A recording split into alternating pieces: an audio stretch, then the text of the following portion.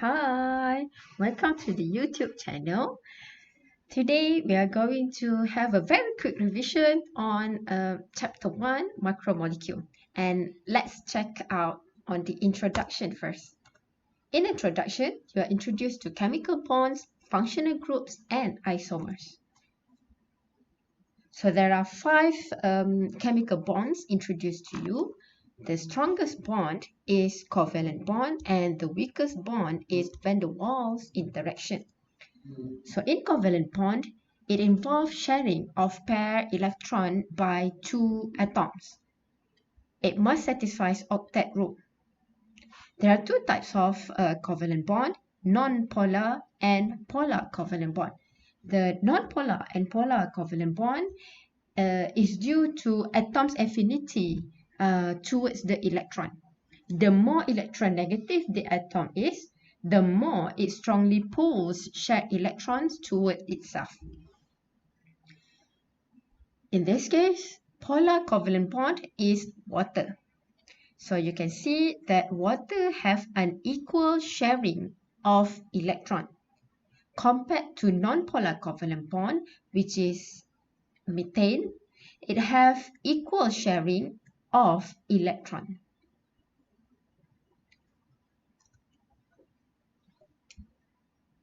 The second bond introduced to you is ionic bond. The ionic bond is formed by the attraction of opposite charge ion. An atom can gain or lose electron, so it will form ions. In this example, Na atom loses an electron, so it becomes Na+. On the other hand, Cl atom will gain an electron and it will become Cl-. The opposite charge of Na+ and Cl- is linked by ionic bond to form an ionic compound. Next one, you are introduced to hydrogen bond. Hydrogen bond is a bond between partially positive hydrogen and electronegative atom. It can either be N, O, or F. In this case, the electronegative atom is N. So you can see here it is partially negative. So hydrogen bond is a type of weak bond. Next is hydrophobic interaction.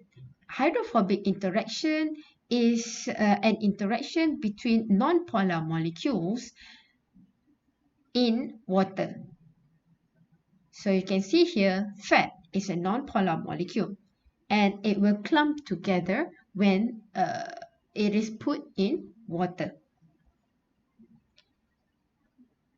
The weakest bond is van der Waals interaction. It occurs when the atom and molecules are very close together. It is a weakest interaction that forms between atoms due to opposite polarized electron cloud. Alright, so we have finished chemical bond. Now, let's move on to isomers.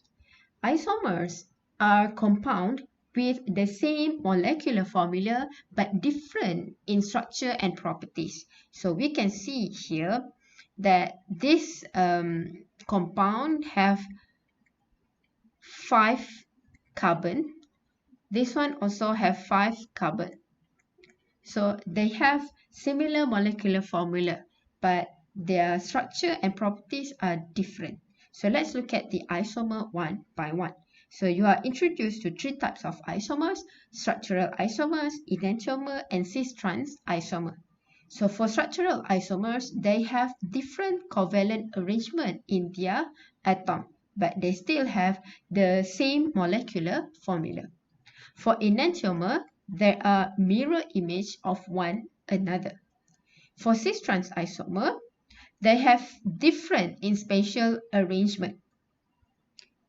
Cis isomer have 2 X on the same side, whereby trans isomer have the 2 X at different sides.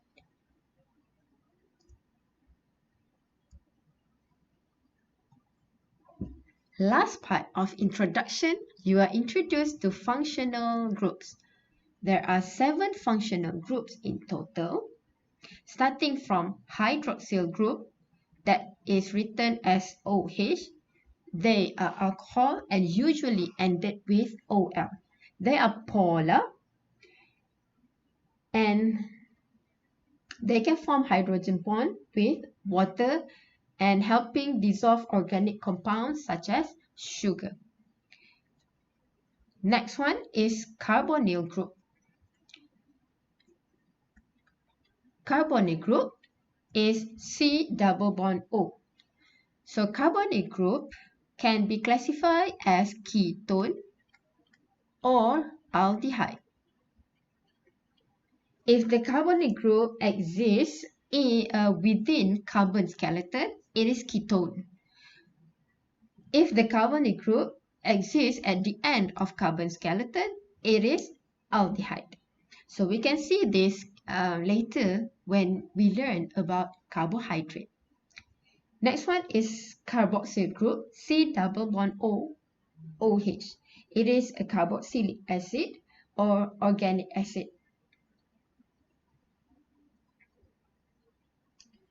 Next one is amino group. Amino group is NH2. It can act as base and it can pick up H+ from the surrounding.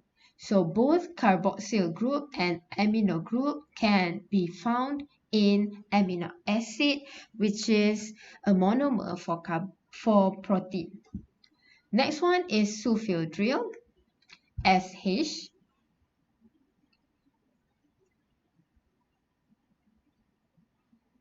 The next one introduced to you is phosphate group, PO4 2 negative.